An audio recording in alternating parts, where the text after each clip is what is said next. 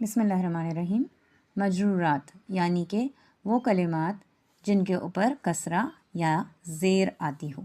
تو کلام عرب میں صرف دو ہی طرح کے کلمات جو ہیں وہ مجرورات ہوتے ہیں۔ ایک حرف جر کے بعد آنے والا اسم، حروف جارہ جو کہ 17 ہوتے ہیں، ان کے بعد جو بھی اسم آتا ہے وہ مجرور ہوتا ہے، یعنی کہ اس کے اوپر کسرہ آتی ہے، زیر آتی ہے۔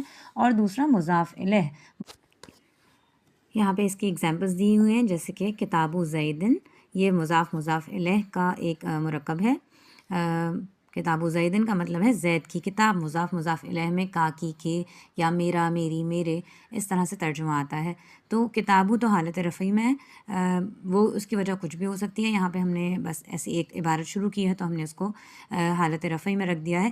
لیکن اس کے بعد جو زیدن آ رہا ہے وہ آ رہا ہے حالت جری میں، اس کے اوپر دو زیر ہیں، تنوین ہے، لیکن کبھی یہ دو زیر ہوں گے اور کبھی نہیں ہوگا، اس کی وجوہات دوسری ہیں۔